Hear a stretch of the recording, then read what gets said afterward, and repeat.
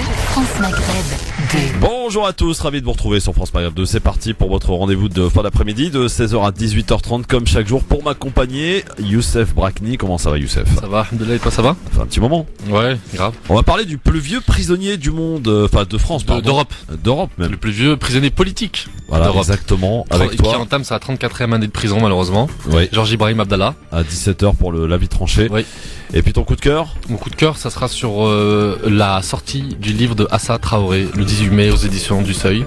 Donc c'est un grand événement là qui va arriver. C'est une première dans la lutte contre les violences policières. Donc voilà, c'est une occasion pour la famille Traoré non seulement de se financer, puisque tous les bénéfices de la vente iront au comité, donc à financer les Adama Traoré. affaires judiciaires, voilà, Très bien. les expertises, etc.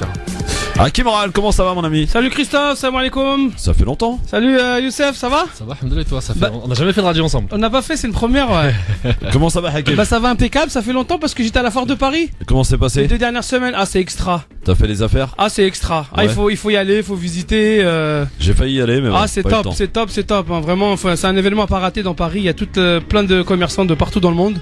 Des choses très La plus intéressantes, grande foire d'Europe, diversité. de Ouais. France. Même d'Europe sur la Même d'Europe, partie ah ouais. déco et tout ce qui concerne la maison. Ouais. Voilà, mais il y a des exposants qui viennent de partout dans le monde, Amérique latine, Asie, Afrique, Europe, Russie, partout. Le top quoi. Ah le top, c'est très intéressant. Alors de quoi on va parler avec toi? C'est je suis dans l'inconnu. Alors, Cher ami Hakim. moi c'était pour dire que pour rappeler parce que je sens qu'il y a comme une effervescence autour de l'élection de Emmanuel Macron. Oui. C'est pour rappeler que finalement en faisant des petits calculs, on comprend qu'en fait au deuxième tour c'était pas forcément un vote d'adhésion à 100% de ceux qui ont voté pour Macron au deuxième tour, mais Oui, mais pourquoi?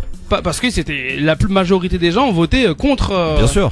contre Marine Le Pen. Est-ce que ça remet en cause pour autant son Et élection? donc, c'est pour expliquer un petit peu que maintenant que la présidence elle est finie, donc enfin l'élection présidentielle est finie, on va placer à quelque chose qui est, à mon sens, plus démocratique que l'élection présidentielle, Ah, à faudra savoir que tu t'en les expliques, élections, ça. les élections législatives. Très bien. Ton coup de cœur? Ah, mon coup de cœur, il va aller à Pierre Rabhi. Donc une petite vidéo de 1 minute 40 qui rappelle un petit peu l'objectif finalement que l'on se donne dans une vie de citoyen, d'homme, de femme, voilà, c'est quelle vie choisir en fait, quelle vie Très bien. mener. Voilà. Alors, on sera en direct tout à l'heure avec Austin Raz depuis la Fontaine des Innocents, puisque vous le savez, depuis 3 jours, 7 personnes ont engagé la grève de la faim en solidarité avec les prisonniers palestiniens. Nous serons en direct comme hier d'ailleurs, puisqu'on a suivi depuis mardi cette grève de la faim avec Olivia Zemmour notamment, que nous rejoindrons donc Austin tout à l'heure sur place pour nous dire un petit peu comment ça se passe, d'autant plus qu'aujourd'hui il y a un appel à la solidarité quasiment mondiale je crois. Hein. Ouais. Donc il va y avoir beaucoup de monde du côté de la Fontaine des Innocents. Allez-y si vous êtes dans les parages pour les encourager. C'est à Châtelet-Léal que ça C'est se en passe. ce moment C'est en ce moment Ah effectivement. d'accord. Ouais, et ce c'était depuis mardi, plutôt lundi minuit ils y sont. Hein. D'accord. Voilà. La question du jour aujourd'hui tournera autour de l'élection la présence dans la quatrième circonscription de Marseille. Jean-Luc Mélenchon a choisi cette circonscription face à Patrick Mennucci qui est du coup très en colère. Est-ce que vous comprenez le choix de Mélenchon plutôt que d'aller dans une autre circonscription affronter par exemple la droite ou le Front National? Vous répondez à cette question sur la page Facebook France Maghreb 2. En guise de coup de cœur musical, il est décédé en 1981 à l'âge de 36 ans. Est-ce que vous voyez de qui je veux parler? 80, j'ai 36 ans. 36 ans, ouais. Un chanteur. Ah, c'est pas Balavoine des trucs comme Non, ça du tout. 86, Balavoine. Un Jamaïcain. Bob Marley. Bob Marley, exactement. C'est l'élection de Mitterrand C'était qui a un fini. 11 mai 1981. One Love sur France Maghreb 2, histoire de ne jamais oublier cette légende du reggae sur France Maghreb 2 en guise de coup de cœur musical. Bob Marley sur France Maghreb 2. Le grand forum sur France Maghreb 2 avec monsieur Youssef Brakni et Hakim Ral qui sont avec nous aujourd'hui sur France Maghreb 2. Bon, je vous avoue que pour l'instant on n'a pas plus d'éléments concernant Valls sur le fait qu'il ait été choisi ou pas. Alors les dépêches sont, ouais, c'est pour ça qu'il faut faire le tri des fois. Les dépêches nous disent pas de candidat En Marche face à lui à Ivry. Ce qui paraît inconcevable puisque En Marche a prévenu qu'il présenterait 577 candidats donc ce mouvement En Marche. Donc pour l'instant, moi je préfère attendre d'avoir la liste officielle, sachant qu'il reste visiblement quelques noms à connaître. D'après les informations que j'ai, c'est que Valls donc il sera pas investi En Marche et apparemment il aura pas de candidat En Marche contre lui. Apparemment. Bon, À vérifier. À vérifier parce que je crois que la liste définitive n'est pas encore été donnée. À Là, ils ont vérifier. donné 400 et quelques noms cet après-midi, c'est ça, Hakim? 428 sur 577. mais pas un candidat encore sur le territoire, on va dire, de Valls. Ça a évolué, c'est ça? Non, mais ça veut dire que voilà, tout de suite ils font des raccourcis, mais ça veut dire aujourd'hui que pour l'instant la décision n'est pas prise. Oui, voilà. Moi j'imagine mal qu'En Marche se prive d'une circonscription telle que Évry. Il y a du monde. Je veux dire, voilà, soit on l'investit, soit on l'investit pas, et si on l'investit pas, on lui met quelqu'un face à lui. Et bien si on met quelqu'un face à lui, c'est qu'on veut lui mettre le coup de grâce en même temps. Ouais. Mais au bout d'un moment, faut être cohérent, je veux dire. Mais Bon. il avait une commission de discipline, non? Au PS, oui. Ouais, au PS. Je veux pas de nouvelles, si vous en avez. Une mesure d'exclusion, Youssef, non? Oui. Il y a un petit truc comme ça qui dit qu'il va pas être investi sous l'étiquette Parti Socialiste. Non, ça c'est Valls. sûr qu'il l'aura pas étiquette socialiste, c'est impossible. Bah, il va se présenter comment alors? Bah, il peut largement, avec sa notoriété, se présenter en tant qu'indépendant. De toute façon, c'est bon. À ce niveau-là, il a une telle couverture médiatique que parfois les étiquettes là, pour lui, voilà, c'est un petit Ouais, mais au plus. niveau médiatique, c'est du moins parce que il est identifié comme quelqu'un qui retourne sa veste. De toute façon, je suis ça- avec Fillon, je suis avec Ouais, mais Macron, ça, avec- je suis pas avec Benoît Hamon. C'est... Avec Pour un socialiste. étiquette ou pas, tu retournes ta veste, tu retournes ta veste. Je veux dire, la réputation, il l'aura quand même. C'est juste que là, l'idée, en fait, je pense que l'enjeu, c'est qui sera face à lui, en fait. C'est ça. L'enjeu, c'est qui sera face à lui. En tout cas, ce sera pas Mélenchon. En tout cas, visiblement, Bah d'après ce que l'on voit dans cette liste apparente pour l'instant, c'est qu'il y a beaucoup de personnes issues de la société civile, des journalistes, des agriculteurs, des avocats aussi, des directeurs d'école. Enfin voilà, c'est vraiment des gens issus de la société civile, hein, visiblement, et la parité est respectée pour l'heure. À peu de choses près, en tout cas, entre les filles et les hommes, enfin entre les femmes et les hommes. Donc voilà, pour ce qui est de cette liste, en attendant d'en savoir un peu plus. La question du jour aujourd'hui, comment qualifier le fait que Jean-Luc Mélenchon aille se présenter face à Menucci dans la 4e circonscription à Marseille, une circonscription où il n'y a visiblement pas de Front National, pas de droite. Il a choisi la facilité. Qu'en pensez-vous? Comment analysez-vous cette décision de Jean-Luc Mélenchon? Et eh bien, un auditeur sur Facebook nous dit il va se prendre une raclée par Menucci. Le Mélenchon qui est d'ailleurs aujourd'hui à Marseille pour aller tâter un petit peu le terrain. On en reparlera tout à l'heure, messieurs, pour que vous puissiez nous donner votre avis, et vous pouvez nous donner le vôtre évidemment en nous appelant 01 40 33 9000 ainsi que par mail lgf@francemaghreb2.fr. Je rappelle aussi qu'à 17h on sera en direct tout à l'heure avec Osinras de la Fontaine des Innocents pour suivre cette grève de la faim en solidarité avec les prisonniers palestiniens. On en parlera aussi tout à l'heure. Vous avez suivi la campagne immonde de Pizza Hut sur Facebook. C'est un truc de fou. Voilà, on en reparlera Alors tout à là, l'heure. Ouais, c'est absolument dramatique. Allez, c'est parti pour le zapping. Alors, dans le zapping, aujourd'hui, on commence avec Marseille, justement, plus précisément la 4e circonscription de la cité phocéenne, celle qu'a choisi Jean-Luc Mélenchon, grand chef de la France insoumise, battu il y a 5 ans à Hénin-Beaumont, chez Marine Le Pen. Dans le nord, il met le cap donc au sud, mettons que ton bras sur un os, peut-être en l'occurrence Patrick Menucci, ténor du Parti Socialiste local. Écoutez sa réaction ce matin chez le confrère d'RMC. C'est une clarification politique. Jean-Luc Mélenchon avait le choix à Marseille de venir aider Marseille à se débarrasser du Front National, par exemple, dans la circonscription du 13e et 14e arrondissement. Il fait un choix contraire, c'est parce qu'il veut affronter la gauche. Il veut affronter la gauche de gouvernement, la gauche responsable, et donc il choisit de venir dans le centre-ville de Marseille. Donc c'est pas la peine qu'il aille nous chercher des odyssées d'Ulysse, c'est tout simplement les actes d'une personnalité qui nous parle à longueur d'interview de la 6e République et qui agit comme une personnalité de la 4e. Voilà, bah là, c'est parti, hein. La guerre est lancée entre les deux, et d'ailleurs Menucci a proposé un débat avec Mélenchon sur une télé locale marseillaise. Quel est votre regard sur alors c'est quoi, c'est une facilité pour Mélenchon d'y aller Non, moi je trouve pas du tout. Moi je trouve que c'est pas du tout une facilité. Comme d'ailleurs celle l'était à Hénin-Beaumont, c'était pas facile à Hénin-Beaumont non plus. Oui, c'est fait battre. Là, il arrive quand même face à un homme, Menucci, qui est installé. Enfin, c'est pire qu'installé. Il est soudé à Marseille. Ouais. Quand je dis ça, il a des réseaux impressionnants. Il est là depuis des années, Il a tout un réseau, surtout de clients, de personnes. En gros, on sait comment fonctionne le PS, hein, à coup de subventions, etc. C'est des spécialistes. Donc non, ça va pas du tout être facile pour Jean-Luc Mélenchon. Et il a bien raison de vite lui proposer un débat pour voir un peu, du coup, les idées, qu'est-ce qu'il apporte vraiment.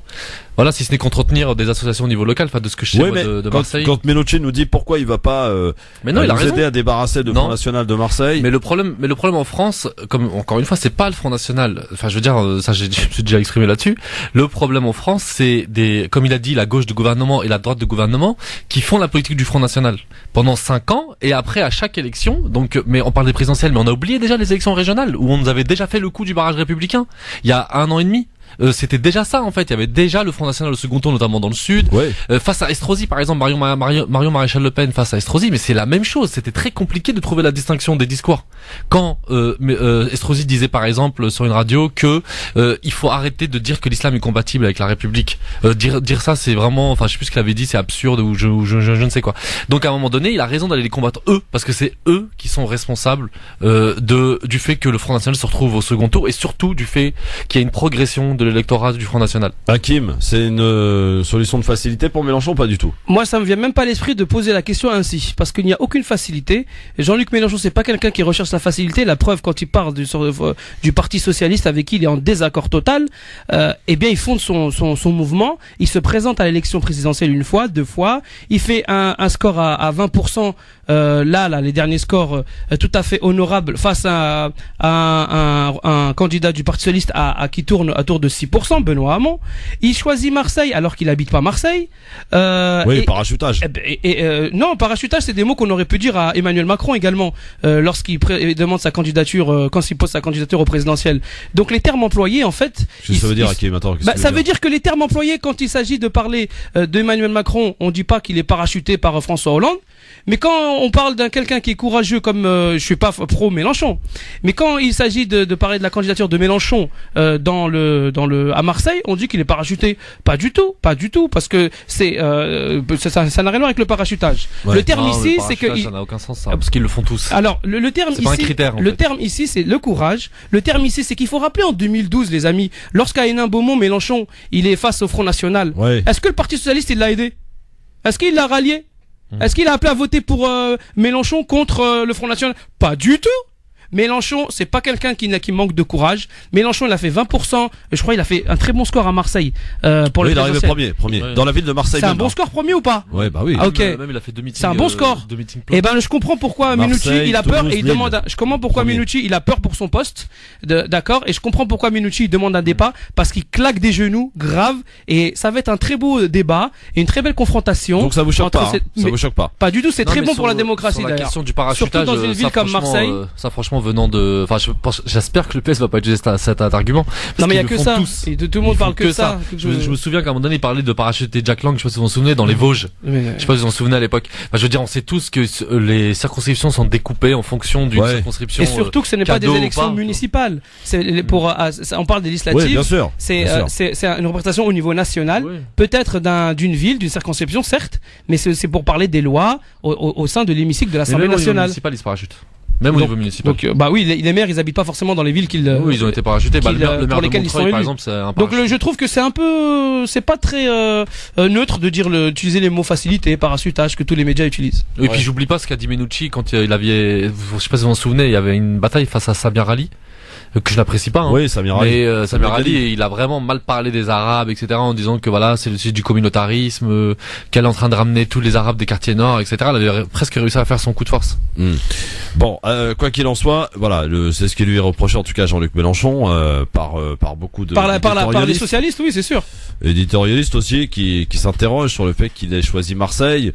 Il aurait pu choisir une autre ville, quoi. Par exemple, en 93, il est arrivé en tête en plein de villes du 93. Ah bah il y a son porte-parole, Oui, à Corbière, qui Montreuil, vient chez moi. Corbière, À ouais, Bagnolet Montreuil. et Montreuil. Oui, c'est ça. Ça sera peut-être mon nouveau député, on sait pas. Ah ouais, peut-être. Nous, après, bon, on en reparlera. Marseille, c'est une grande ville, c'est la deuxième ville de France, donc c'est pas pour rien que Alors, ça le dépend, candidat. deuxième ville de France, troisième selon. Bon, la même ouais. ou une C'est grande entre ville de Lyon et France. Marseille. Une Ouais. grande ville de France, c'est pas pour rien que le candidat à présidentiel qui a failli de justesse, qui a failli arriver au deuxième tour des élections présidentielles françaises, qui En tout brille cas, un j'aimerais mandat avoir l'avis des Marseillais qui nous écoutent et qui sont concernés par cette 4e circonscription justement. Ça leur fera du changement si c'est Mélenchon. Mélenchon, quel choix? Le choix est-il dur ou pas? Que pensez-vous justement de l'arrivée de Mélenchon? Vous nous appelez au 01 40 33 9000. ou répondez à cette question sur la page Facebook France Maghreb 2 par mail lgf@francemaghreb2.fr. Alors, Benoît Hamon, candidat socialiste défait à la présidentielle, défait. Monsieur mais 6% pas- malheureusement pour lui. Oui. Tu rigoles, Christophe? Mais pas découragé en tout cas. Il veut lui aussi créer son mouvement. Ah, lui aussi. Sans quitter le parti. Objectif, le rassemblement de la gauche. Il était hier l'invité de France Inter. Écoutez. Un mouvement large qui s'adressera aux hommes et aux femmes de gauche, citoyens, pour être en situation de se retrouver, de penser les suites que nous pouvons donner à ce travail que nous avons commencé lors de la campagne présidentielle, travailler sur ces idées nouvelles. C'est un mouvement qui est un mouvement transpartisan, le 1er juillet que je lancerai et qui se nourrira du travail des intellectuels, de cette innovation citoyenne et démocratique que nous avons mis en œuvre pendant la campagne présidentielle. Je pense qu'il faut que la gauche se régénère, qu'il y ait des lieux dans lesquels elle travaille, elle vive, au-delà des partis politiques. Aujourd'hui, on peut appartenir aux écologistes, au parti communiste, se reconnaître dans différentes candidatures et avoir envie de travailler ensemble. Nous avons besoin de cette renaissance-là et elle ne pourra se faire qu'à partir du sol fécond qui est celui des idées, de l'innovation sociale, citoyenne et écologique du terrain. Alors, voilà, c'était Benoît Hamon qui lance donc son mouvement, vous l'avez compris, tout en restant dans le Parti Socialiste. Si on y rajoute le mouvement créé par Martine Aubry, Anne Hidalgo et Christiane Taubira, qui a été créé là aujourd'hui, qu'est-ce qui se passe dans la maison socialiste là? Bah, il se passe ce qui s'est toujours passé, que ce pourquoi Lionel Jospin a perdu. Et ce à quoi avait brillamment pensé François Mitterrand pour gagner, à savoir une volonté de rassemblement. Alors il y a François Mitterrand qui avait réussi à rassembler la gauche, Lionel Jospin qui n'avait pas réussi, et Hamon qui se réveille après l'élection présidentielle qui dit qu'on va essayer de rassembler et c'est vraiment Mais non. les électeurs. Pour le cas Hamon, ouais. c'est un cas à part quand même, Hakim et Youssef, parce que Hamon avait somme toute un programme assez intéressant. Très intéressant même. Très intéressant. Ah oui, moi je l'ai lu, j'ai Mais écouté. Il a été victime du lynchage de sa propre famille. Non, mais Ouais. mais c'est tout de même incroyable. Oui. Quand on compare, pour un adhérent du Parti socialiste, il doit être, je pense, bouleversé par cette histoire de trahison entre des frondeurs, des gens qui démissionnent du gouvernement en tant que Premier ministre pour briguer un mandat présidentiel, Manuel Valls, une primaire qui s'organise qu'on respecte pas. Et maintenant des mouvements qui se créent ci et là au sein du même famille. Donc c'est la fameuse histoire des motions de censure à l'intérieur du Parti socialiste qui donne irrémédiablement ce foisonnement ou bien cette division à l'intérieur de la famille. Contrairement à la droite française, donc l'UMP, les RPR, UMP, les Républicains aujourd'hui. Et là, moi, je tenais à le dire à la radio, qui sont restés fidèles quand même à François Fillon malgré l'opprobre qu'il a subi. Le monsieur, quand même, il est autour de 20%. Quand le socialiste, ça paraît hallucinant quand même. C'est-à-dire qu'on comprend qu'il y a une fidélité, Oui, bien sûr. de l'électorat Après français de l'élimination, droite. c'est les gens qui se sont un peu lâchés, mais bon. Mais il y a des choses quand même à souligner. Oui. Donc la fidélité des électeurs de droite C'est pour vrai. leur parti et le mot qui a été utilisé souvent, c'est la traîtrise non seulement des ténors de socialistes, Ouais. mais aussi des électeurs socialistes finalement parce qu'ils n'ont pas voté pour leur candidat. Et on voit l'apparition d'un nouveau candidat, Emmanuel Macron, qui vraisemblablement aurait pris la majorité des voix du Parti socialiste. Donc Benoît Hamon qui crée un mouvement, j'ai envie de dire que il y a plus que ça à faire pour lui en fait. Il est obligé. Youssef, sur justement ce cas bien précis de Benoît Hamon, qui avait somme toute un bon programme, on rappelle. Oui, non, c'est clair que Benoît Hamon avait des super propositions. C'était, je trouve que c'était le meilleur candidat que le PS ait eu depuis la 5e République. Ça, c'est clair. Il n'y a pas photo sur ça. Après, bon, voilà, il avait un grand défaut, Benoît Hamon, c'est le Parti socialiste. Et d'ailleurs, Mélenchon, je crois qu'il a proposé aujourd'hui de quitter le Parti socialiste et il l'intégrerait dans la France insoumise, ou alors faire un accord avec lui, je crois. En tout cas, peut-être dans le cadre de son nouveau parti, il y aurait peut-être. Alors, on précise, tu m'as appris tout à l'heure, chaussure, visiblement, que dans la circonscription où on se présente Jean-Luc Mélenchon, le Parti communiste retire son candidat. Ouais, il propose. En fait, là, il y a Pierre Laurent qui vient de faire un communiqué où il propose à Mélenchon. À mon avis, c'est pour négocier une autre circonscription. D'accord. Je pense où vous savez, il y a la grande bataille en ce Est-ce moment. que là, Mélenchon n'a pas de carte à jouer, messieurs, en essayant de rassembler autour de lui pour devenir l'homme fort de la gauche. C'est celui qui a récolté 20%. Non, mais là, c'est carrément ce qu'il veut faire. Il Il faut faut dire dire les ce chiffres, qui les est. amis. C'est les chiffres qui parlent. Ouais, mais surtout, je pense que l'action essentielle de Mélenchon, c'était ça, en fait, en réalité. Je pense que après, vers la fin, il a c'est peut-être pas un peu cru mal pris quand même. non, moi, je pense Entre temps, menteur Pierre-Laurent hier, on n'a Mais le pas PCF, clairement à c'est fini. voter Macron. Non, mais le PCF, c'est fini. En fait, c'est le PCF qui a détruit le front de gauche par ses alliances répétées avec le Parti socialiste, notamment au municipal de 2014. Où, dès le premier tour, dans plein de grandes villes, le PCF s'est tout de suite mis avec le Parti socialiste. Ouais. Alors qu'on n'arrête pas de dire que c'est ça qui a tué le PCF. Le PCF, faut le savoir, qu'au lendemain de la guerre, c'était la première force politique en France. C'était celui qui arrivait premier dans les élections législatives. Les gens, on l'oublie ça. Dans les années 50, le PCF faisait 20-24%. Ouais, Il ouais. avait 150 députés. Ah oui. Or, qu'est-ce À qui l'époque, l'a Georges tué Marchais, le Parti tout ça, là aussi. Voilà, qu'est-ce qui l'a tué le Parti communiste? Ce qu'il a tué, ce sont ces différentes participations aux différents gouvernements C'est socialistes. pas Jospin Déjà, qui a fini le Parti communiste. ouais, Mitterrand qui a bien Avec sa gauche entamé. plurielle. Plus Jospin, évidemment. Jospin, ça a été un des présidents qui a le plus privatisé de grands groupes publics. Faut le savoir. EADS, Ouais. c'est Jospin, par exemple. Et à l'époque, le PCF participait à cette majorité-là. C'est ça qui a tué le Parti communiste, c'est pas Mélenchon. Donc, faut arrêter avec ça. Par contre, Mélenchon, il tue le PS. Par contre, ça c'est clair. Mélenchon, depuis qu'il est sorti du Parti socialiste, il n'a eu de cesse, voilà, d'en faire sa priorité. Et clairement, il a réussi aujourd'hui, puisqu'il a réussi à décomposer, éclater le Parti socialiste, bien aidé par l'aile droite Alors, de Valls. pour ajouter, Youssef, quand tu dis Mélenchon tue le PS, je dirais il fait renaître la gauche. Oui, bien sûr. Donc Ouais. il suffit pas de dire, Nouvelle il faut, gauche. et voilà, il fait renaître la gauche. Mais il est Ouais. d'extrême gauche ou pas, Mélenchon? Parce que c'est ce Non, qui quand revient même pas. de la part de ses détracteurs. Oh, même parce pas. que Moi, je pense que c'est un Tsipras, parce en que fait. il s'appelle le Front de gauche, c'est ça? Non, il s'appelle Non, plus le Front de gauche. Il s'appelle la non, mais France ça s'appelait, Insoumise. oui, mais ça s'est appelé Front de gauche. Ça n'existe Parti plus de depuis gauche. 2 ans, le Front Oui, de mais gauche. Le Front de c'était gauche, c'est un Front de gauche. rassemblement de plusieurs partis. Oui, Ouais, mais voilà. c'est pas parce que de l'autre côté il y avait Front National, c'est un extrême, donc par déduction on dirait que Front de gauche ça fait un autre extrême. Ouais. Non, je pense pas qu'il soit dans Non, Mais il est pas d'extrême gauche, dans- clairement. Il a un programme qui n'est pas d'extrême gauche, c'est un programme réformateur. Lui, on peut le comparer à Podemos ou Syriza en Grèce. Et on a vu quand Syriza est arrivé au pouvoir. Ouais. Bon, ça n'a pas été non Ça plus a pas le été renversement. top, quoi. Mais bon. Ah non, au contraire, même il a un peu trahi Ouais. ses engagements. Donc non, il est pas du tout d'extrême gauche. Non, je pense qu'il cherche à refonder une gauche de gouvernement, justement comme Bon. dirait Menucci. Alors, les relations tumultueuses entre la France Insoumise et le Parti communiste français qui ne sont pas parvenus donc à un accord en vue des législatives pour l'instant. Les négociations entre le mouvement de Jean-Luc Mélenchon et le parti de Pierre Laurent sont désormais rompues. Concernant Jean-Luc Mélenchon, il a annoncé, à être candidat, je le rappelle, à Marseille dans la 4e circonscription. Le chef de file de la France Insoumise l'a annoncé hier matin à RMC au micro de Bourdin. Écoutez.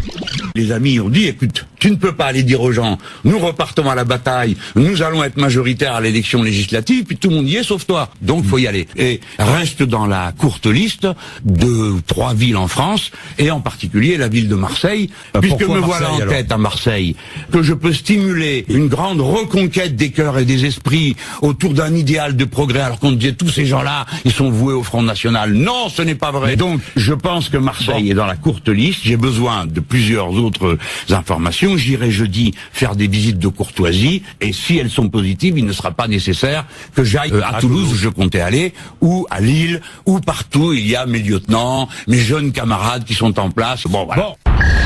Voilà, Mélenchon s'en est expliqué hier. Bon après, peu de temps après, on a appris que finalement sa décision était prise et que c'était pour lui Marseille la 4e circonscription. Pour vous, vous êtes convaincu par Mélenchon? Oui, c'est très. En tout cas pour son choix. Après, moi, son explication elle est très claire. Au micro de Jean-Jacques Bourdin, donc c'est ça. Elle est très claire, son explication, et elle est cohérente avec sa démarche. Et ça ne peut être qu'une voie nouvelle pour les Marseillais que de hisser Mélenchon comme leur représentant à l'Assemblée nationale. Voilà. Donc il faut tenir ça. Voilà, c'est ce qu'il faut souligner, je pense. Voilà. Après, moi, je trouve très pertinent. Je trouve que c'est un des meilleurs dirigeants actuels politiques, surtout à gauche. Mais malgré tout, voilà, moi, c'est pas ma tasse de thé non plus. Notamment ses positions sur l'islam et sur le voile. Voilà, et puis surtout beaucoup de ses porte-paroles sont proches de Caroline Forest, etc. Donc voilà, moi je reste quand même perplexe. voilà, moi je reste perplexe quand même, mais bon, moi je considère que la fin du Parti socialiste c'est une bonne chose pour nous, vraiment. Allez, à la Pour les question, quartiers populaires. que pensez-vous et comment analysez-vous le choix de Mélenchon d'aller se jeter dans la bataille face à Menucci plutôt que d'aller face au Front National ou la droite? Je crois que Kamel était là, bon il a raccroché, Kamel, il va nous rappeler tout à l'heure. 01 40 33 9000, vous répondez évidemment à cette question sur la page Facebook France Maghreb 2 et aussi par mail lgf@francemaghreb2.fr. Hier, c'était la dernière journée du gouvernement qui a ainsi, comme le veut la tradition, présenté sa démission l'émission, le Premier ministre Bernard Cazeneuve en a profité pour adresser des vibrants remerciements au président François Hollande. Écoutez, extrait du discours d'hier prononcé par Cazeneuve. Je veux profiter de ce jour symbolique, puisqu'il est le dernier jour du gouvernement constitué de ce quinquennat, adresser dûment avec vous tous, qui êtes ses amis, des remerciements du fond du cœur au président de la République François Hollande pour le travail qu'il a accompli au cours des 5 dernières années. Et dûment, je veux lui dire que malgré les campagnes de presse, malgré les critiques, malgré les obstructions, malgré l'incapacité dans laquelle ont été aussi les nôtres, et je l'ai regretté, de reconnaître le travail qui avait été accompli en portant haut les couleurs de son bilan pendant l'élection présidentielle, malgré tout cela, il a été, dans un contexte particulièrement difficile pour la France, un grand président de la République qui a su faire face à des épreuves terribles pendant lesquelles, de très près, je l'ai vu dans le sang-froid, dans l'exercice de l'État, dans l'amour de l'État et de la République. Je pense bien entendu à la rapidité avec laquelle il a décidé d'engager nos forces armées au Mali, parce que les valeurs universelles portées par la France depuis 1793 étaient en cause, et qu'il fallait que notre pays intervienne pour éviter que des femmes ne soient martyrisées par des islamistes, des terroristes et des barbares, comme elles l'étaient au Nord Mali. Et je n'oublierai jamais l'accueil qui lui a été réservé quelques semaines après par le peuple malien, alors que les soldats français qui portaient l'uniforme de la liberté les avaient libérés. C'était la France telle qu'on l'aime, la France qui, au peuple du monde, tient le discours que les peuples du monde ont appris à aimer d'elle, pour reprendre cette très belle formule de François Mitterrand. Je n'oublierai pas non plus, et comment pourrais-je l'oublier, car j'emporterai dans quelques jours avec moi, comme le président d'ailleurs, j'en suis convaincu, ces souvenirs comme des blessures, comme un chagrin inconsolable. Comment oublier cette arrivée du président de la République, je l'y attendais, sur les lieux du crime abject commis dans les locaux de Charlie Hebdo. Bernard Cazeneuve, donc, qui a remercié avec un vibrant hommage en fait à François Hollande, un Cazeneuve qui a toujours été fidèle, qui n'a, lui, contrairement à beaucoup d'hommes politiques, pas de projet de carrière. Il se présente absolument à rien, et il a tenté de servir via sa mission qui lui était confiée pendant ce quinquennat. Voilà, un petit mot sur le vibrant hommage donc à Hollande, finalement. Ouais, bon, après il est fidèle, c'est bien, mais après son passage sur le Mali, non, je suis pas d'accord. Hein. Parce que l'opération Barkhane, c'est un échec total. C'était une intervention impérialiste déjà, c'était pour les intérêts français dans le Sahel. Et en plus de ça, aujourd'hui c'est le cas où il y a un article qui vient de sortir aujourd'hui, 2 articles qui viennent de sortir aujourd'hui sur le bilan. Ouais. C'est catastrophique. Hein. Ouais. Catastrophique. Bon. Alors pour Valls, on vous donne les infos précises parce qu'on les a, Hakim, dans un instant, juste après la pub. Effectivement, l'information qu'on vous donnait finalement tout à l'heure, s'avère vraie. Pas de candidat En Marche, passe à Valls. Voilà. On vous lira d'ailleurs les propos de Ferrand, puisqu'il s'en est expliqué et répondu à cette question dans un instant. À tout de suite. Le grand forum sur France Maghreb 2 avec Hakim Ral et avec Youssef Brakni. Alors, information que l'on peut vous confirmer, mon cher Hakim, oui. Concernant la circonscription, la première, c'est laquelle d'ailleurs, circonscription de l'Essonne, Évry-Corbeil, Manuel Valls se présente, avait demandé une candidature En Marche, ce qu'il n'a pas obtenu, mais en échange, il n'y aura pas de candidat En Marche face à lui à Évry. Voilà, clair, ça c'est officiel. C'est Ferrand qui l'a annoncé il y a quelques instants. En clair, il y aura pas de barrage. Il y aura pas de barrage contre Manuel Valls. Donc après, il y a que la France Insoumise. Oui, bien sûr. Mais là, on parle de En Marche dans le sens où effectivement, il y avait cette question est-ce qu'il va être mandaté par En Marche ou pas? Visiblement, là, on est dans du macronisme pur et simple, puisqu'on se prononce pas et on laisse le champ libre à Valls. Voilà, maintenant, on va voir si le Parti Socialiste... Le Parti Socialiste, oui, on verra s'il garde l'étiquette ou pas. Apparemment, parce que les SAN, ils sont très forts, le PS. Hein. On va voir s'il y aura un autre candidat avec l'étiquette PS, quoi. Mouloud est avec nous au 01 40 33 9000. Bonsoir Mouloud. Ouais, bonjour Mouloud, bonjour à monsieur Rahal et à tout notre invité. Moi, je voulais confirmer, mais je voulais donner une précision à propos de la circonscription de Monsieur Valls. J'ai vu dans le Parisien ce matin, il y avait un monsieur de prévu, c'est Monsieur Diallo. Oui. Salut Diallo, qui est ex-maire adjoint d'Evry. Ouais. Et il disait justement qu'il serait très déçu et choqué que Monsieur Valls soit... il a fait sa demande de candidature et apparemment il sera pas retenu. Alors qu'il a fait toute la campagne de Monsieur Macron. Mais moi, je suis écœuré. Il y avait une fille aussi, hein. Il y avait une fille aussi, je crois, de prévu. Oui, une fille de 28 ans, oui, voilà. Moi, je suis écœuré. Je te dis franchement, j'ai voté au deuxième tour pour lui, je regrette. J'aurais dû m'abstenir. Je regrette parce que ce qu'il est en train de faire, c'est du rabibochage. J'ai compris, Mouloud. J'ai écouté parce qu'il met personne en face de Valls. Non, il met personne. Oui, voilà. Non, mais attention, voulu qu'il y ait quelqu'un en face de Valls, c'est ça? Il y a une autre question. J'ai suivi la conférence.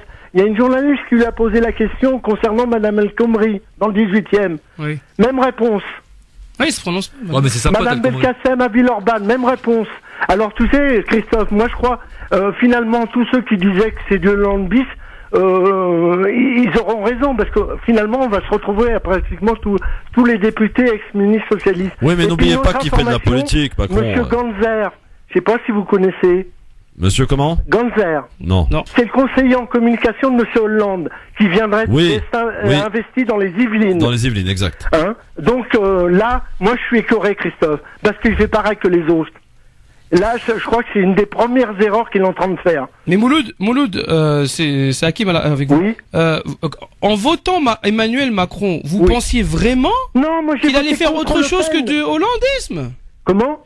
En votant pour Monsieur Macron, vous aviez un espoir qu'il fasse autre chose que le hollandisme? Non, moi je vous dis que j'ai voté par défaut, je l'avais dit à contre-cœur, contre Le Pen. Ah oui, parce que Christophe disait qu'il fallait voter tout ça. Oui. J'ai fait l'effort d'aller voter contre Le Pen, pas pour lui. Mais là, quand je vois sa truc, écoutez-moi bien, on va se retrouver avec les socialistes au pouvoir sans Hollande. Et là, c'est écœuré. Avec aussi, il y aura quand même Bayrou, une petite place pour Bayrou. Oui, mais Bayrou, entre nous, c'est pas une nouveauté. Dans le paysage politique, il a fait tous les gouvernements de droite depuis les années 70. Oui, alors, si je peux me permettre, parce que de remettre un peu d'ordre dans tout ça, parce que franchement, moi je trouve que vous allez un peu vite en besogne. Là, on est pour l'instant, effectivement. Ah, il faut garder encore l'espoir vivant. Non, attendez, Hakim. C'est bien beau avec vos certitudes, mais pour l'instant, vos certitudes ne s'avèrent pas tout à fait exactes. Moi, on va peut-être attendre un petit peu de voir ce qu'il en est. De dire qu'effectivement, Macron est la continuité de Hollande, ça vous appartient, ça vous regarde. Moi, je ne partage pas cet avis. J'ai pas encore vu, moi, personnellement. Comment vous pouvez, attendez. Se retrouver encore Mouloud. avec les mêmes socialistes que moi je voulais virer. Oui, mais pour l'instant, on attend de voir, cher ami, parce que le gouvernement est pas prononcé, est pas encore formé, le Premier ministre n'a pas été encore choisi.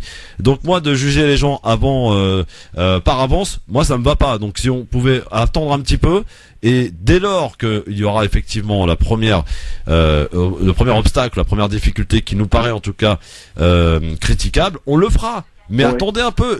Pourquoi juger d'avance, sachant que c'est effectivement Macron qui a été. Franchement, Christophe, que ce premier pas là, déjà concernant Vars, c'est de la politique. C'est de la politique. Il doit essayer de rassembler un maximum. Et il doit essayer, ça va être l'objectif, de rassembler un maximum. Non, tout à fait. Pour les législatives, c'est important. Il faut réfléchir aussi. Macron ne peut pas faire de loup solitaire. Il n'en a pas les moyens. Voilà. Merci Mouloud. À bientôt. 01 40 33 9000 bien sûr. Pour nous rejoindre si vous le souhaitez, bien sûr, donnez votre avis. On le fait en toute tranquillité dans cette émission. Suite de ce zapping, parce qu'on n'a pas fini encore. Le porte-parole d'Emmanuel Macron du mouvement La République En Marche était l'invité hier d'Anne-Sophie Lapix hier soir sur France 5 et il a confirmé que de nombreux mails ont été envoyés au mouvement pour ne pas prendre et accepter la candidature de Manuel Valls à Évry. Il est vrai que mardi, en apprenant qu'il voulait se présenter sous l'étiquette La République En Marche, des dizaines de militants sont venus au QG d'Emmanuel Macron pour dire non, on n'en veut pas. Alors je ne sais pas s'ils sont venus au QG physiquement, on a reçu des mails, on a reçu pas mal de mails. Beaucoup ? C'est toujours difficile à dire parce que en général ceux qui s'expriment sont ceux qui sont pas d'accord et ceux qui soutiennent n'expriment rarement leur soutien par mail. Donc on a reçu plusieurs dizaines de mails. Et pourquoi? Sans vous, ils craignent que le loup n'entre dans la bergerie? Non, c'est pas ça. C'est simplement que c'est un homme du passé. Pour eux, vous savez, nos militants, nos adhérents sont très attachés au respect des principes qu'on a nous-mêmes fixés. Voilà, donc effectivement, beaucoup de mails ont été envoyés au mouvement En Marche pour demander à Macron de ne pas prendre Valls, de ne pas l'investir finalement En Marche. Voilà. Oui, bah c'est tout à fait logique. Moi, je pense que tu disais ce que tu disais tout à l'heure, il gère, etc. Moi, je pense que la gestion là. Oui, mais après il y a gestion politique, il y a erreur politique, tu vois. C'est-à-dire que là, Valls, c'est une erreur politique, en fait. C'est-à-dire qu'il a détruit le pays. C'est-à-dire que Hollande, ça a quand même été le président le plus impopulaire de la 5e République. Il a battu des records. Oui, bien sûr. Et notamment à cause de la politique qui a été menée par son Premier ministre. Et Valls, comme l'a dit très bien Macron dans le reportage qui est passé sur TF1, les coulisses de sa campagne, il a dit Valls est un traître. Il l'a dit. Donc en fait, il faut aller jusqu'au bout, en fait. C'est-à-dire que, en gros, qu'est-ce que ça veut dire? C'est-à-dire que si tu le prends avec toi En Marche, il va te faire la même chose que ce qu'il a essayé de faire à Hollande. Mais Hollande l'a refait à l'envers derrière. Il a pas fait ça qu'à avec Hollande. Macron. Youssef, rajoute, allons-y au bout, comme tu dis. Il a plombé le Parti Socialiste. Bien sûr, c'est lui le responsable. Mais bien sûr. Bien sûr. Ben, on est d'accord. Avant Mélenchon, c'est Valls. Valls, en fait, c'est un homme de droite. Il n'y avait pas de place à droite trop. L'offre était trop droite. Ouais, même droite. Non, droite. En fait, le Hollande a été plus à droite que Sarkozy. Donc c'est clair. Il a fait des réformes plus libérales que Sarkozy. La réforme de la loi travail, il l'a pas fait Sarkozy.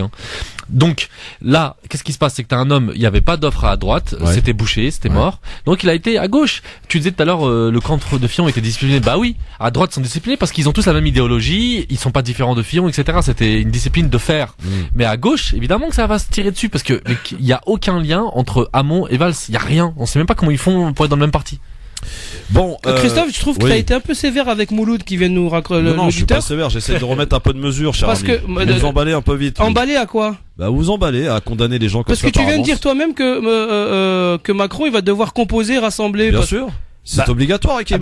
Donc alors quand Mouloud il apporte le fait que Myriam El Khomri elle va être candidate, c'est ça? Dans le 18e. Il a parlé d'autres noms que j'ai pas retenus encore, mais il y a 80 députés socialistes. Il y a 80 députés socialistes qui ont fait la demande pour appartenir au mouvement En Marche. D'accord. 577. Donc ça veut bien dire donc Mouloud a raison quand il dit qu'il va se retrouver avec les mêmes personnes. Bah écoute, la liste qui est apparue aujourd'hui, n'a pas des masses non plus. Il y a pas mal de gens inconnus pour la grande majorité. Dans Après, cette liste proposée des députés. Moi j'attends surtout son gouvernement. Voilà, bien sûr. Là c'est les législatives, c'est important. Mais le gouvernement pour gagner il va une circonscription, Hakim. Si t'es Macron, tu vas faire quoi? Tu vas essayer de te mettre les chances de ton côté? Ah non, moi je suis pas Macron. Non, je suis pas Macron. Je veux pas être Macron. Ouais, non mais pour aller au bout de ta logique, mon ami Hakim. Si je suis Macron? Oui. Mais je peux pas être Macron parce que moi je suis un homme clair. Moi je fais pas de la politique machiavélique. Eux ils font de la politique ils font de la logique de résultats et pas de la politique de conviction. Moi j'ai des convictions. Eux ils veulent avoir le pouvoir. Et pour avoir le pouvoir ils ratissent large. C'est obligatoire. Ah, Kamel, bonsoir. Oui, bonsoir Christophe, bonsoir à tes invités, bonsoir aux auditrices et auditeurs. Kamel, alors bonsoir. Moi ce que j'apprécie dans tout ça en réalité, c'est l'extrême clairvoyance des uns et des autres. Finalement, comparativement à il y a quelques années, il n'y avait pas cette maîtrise, etc. Finalement, on a mis les mains dans le cambouis, tous les uns les autres, même si, comme j'ai souvent dit, qu'au sein d'une famille, on les met dans une pièce, on ne sera pas forcément tous d'accord, mais nous restons une famille. Et cette famille, elle a besoin de quoi? C'est qu'on soit respecté, qu'on cesse de nous insulter, qu'on cesse de nous discriminer. Donc, chacun d'entre nous a le devoir, je dis bien le devoir, c'est-à-dire que derrière le devoir, il y a tout de même une obligation. Cette obligation, c'est de bien prendre tous les paramètres, les uns et les autres, qu'on soit de droite et de gauche. Pour moi, je considère que ce sont finalement des choses qui n'ont pas lieu d'être. Tout ça, il faut déconstruire tout ça. Très souvent, vous arrêtez devant les gens et vous leur dites oui, la gauche, la droite, c'est quoi? Ils vous disent ce sont des valeurs. Je leur demande, citez-moi 10, ils sont très souvent, la grande majorité, sont incapables de te donner 10 valeurs de la droite, de la gauche. Et lorsque tu vas plus loin dans la discussion, tu t'aperçois que ces valeurs, ça va être l'humanisme, la solidarité, l'entrepreneuriat, etc., etc. Ce sont des valeurs universelles qui appartiennent en réalité à tout et chacun, c'est-à-dire qu'elles appartiennent avant tout à ceux qui les portent et les défendent. Passé ce débat, moi j'aimerais dire à ceux qui nous écoutent, et je l'ai dit sur l'antenne hier ou avant-hier, souviens-toi Christophe, moi j'ai dit qu'aujourd'hui nous avons également ce devoir, c'est de mentionner, sanctionner tous ceux qui ont eu à l'égard de notre communauté, des musulmans, des non-musulmans, etc., des propos discriminants, insultants à l'égard de notre communauté, alors qu'ils soient au parti socialiste, je t'arrête, Kamel, 2 secondes. Ou pas, eh bien ces gens-là, nous devons les sanctionner. Kamel, c'est-à-dire oui. 2 secondes. Justement, c'est très bien ce que tu dis, c'est très intéressant, Hakim et Youssef, je sais pas ce que vous en pensez. Oui. Cette méthode de sanctionner tous ceux qui ont eu des propos malencontreux ou même insultants envers les musulmans, c'est la moindre des choses, ça s'appelle la légitime défense. Alors, Macron, le nouveau président. Attends, Kamel. Qui se disent appartenant à la droite, à la gauche, etc. Parce qu'il faut cesser avec ça. Et vous l'avez bien vu, les amis, c'est qu'ils ont été, pour un grand nombre, qu'ils soient de droite ou de gauche, frileux, petits dans ce qu'ils sont. Ils ont été vraiment d'une bassesse et ils nous ont insultés. Kamel. Nos mères, nos filles, nos sœurs, etc. Ils les ont insultés. Il faut les sanctionner. Nous avons une arme qui est le vote. Eh bien, il faut savoir s'en servir. Je vous pose la question, est-ce que Macron a eu des propos désobligeants envers les musulmans et l'islam? C'est une question que tu poses, Christophe? Je vous la pose. Oui, sur Beurre FM, en parlant du cas de Mohamed Saou, en disant que le fait d'avoir retweeté sur des enfants syriens, ou d'avoir retweeté Je ne suis pas Charlie, ou d'avoir retweeté le CCIF, c'était pas bien, et que c'était pas rien, et qu'il fallait une sanction. D'accord, mais n'empêche qu'il l'a pas écarté. Enfin, il l'a pas viré. Je sais pas où il est. Faudrait partir à la recherche de Mohamed Saou. Ouais. Franchement. J'aimerais bien savoir où il est aujourd'hui. Ça, tu considères que c'est un propos désobligeant? Bah, c'est un propos qui montre une ligne politique, quoi, en fait. En fait, il y a absolument rien de scandaleux dans le fait de retweeter un tweet de Marwan Mohamed du CCIF. Absolument rien. Par contre, Aurore Berger et Texier, ou je sais plus comment il s'appelle, ces conseillers là, qui ont eu des positions clairement pro Céline Pina, qui est une islamophobe notoire, qui a quand même comparé le voile à un brassard nazi, hein, c'est tout, c'est juste ça. Donc cette dame-là, elle a un écho auprès d'eux. C'est-à-dire qu'ils l'ont prise au sérieux et tout de suite ils ont mis de côté Mohamed Saou. Donc ça c'est pas rien quand même. C'était un gros signal qui a été envoyé et il a dit qu'il allait dissoudre toutes les associations qui ne respectaient pas les valeurs de la République et qui appelaient à la haine de la République. C'est normal. Bah non. Bah comme ça non. Il y a une tradition. Attends, à partir du moment où tu ne respectes pas les valeurs de la République, c'est normal. Non mais attendez. Faut-il encore qu'est-ce que ça veut dire la haine de la République? Il y a une tradition de gauche en France qui a une haine de la République. T'es au courant? Oui. Il y a une tradition d'extrême gauche en France qui dit que la République c'est un truc bourgeois, que le bleu blanc rouge c'est un truc impérialiste, etc., etc. Moi personnellement, je m'inscris dans ça. Moi, pour moi, par exemple, si je prends l'histoire coloniale, c'est la République qui a colonisé. C'est la troisième République. C'est Jules Ferry qui parlait du fardeau de l'homme blanc qui devait aller civiliser les races inférieures, etc. La République n'a jamais empêché, par exemple, le colonialisme. La République n'a jamais empêché le massacre des Algériens. On est d'accord, mais tu réponds pas à ma question là. Je réponds à ta question en disant que moi, par exemple, si moi je critique la République, moi je la critique. Donc c'est-à-dire quoi, moi il faudrait le dissoudre. Donc il faudrait dissoudre le CCIF. Est-ce que pour autant tu peux critiquer la République, mais tu ne respectes pas les lois de la République? Mais ceux qui ne respectent pas les lois de la République, c'est les politiques. Si tu préfères des lois, si tu préfères je refais mes mots là, tu vois, des propos anti-républicains, racistes, etc. On te laisse. Comme Marine Le Pen. Attendez, les amis, est-ce que vous savez ce que ça veut dire République? Connaissez-vous la définition de République? Oui. La Respublica, c'est la chose publique. Ah, on peut y mettre tout. La République, elle peut être raciste. La République, elle peut être nazie. La République, comme il a très bien souligné, comme il a très bien, si, la chose publique majoritaire, elle peut être d'un avis nazi. Comme il a très bien, bien sûr, comme il a très bien souligné Youssef, la République, elle peut être coloniale. D'accord, c'est la moindre des choses. La République, elle peut considérer des hommes comme sous-hommes inférieurs et d'autres supérieurs. Donc la République, elle est ce qu'on en fait.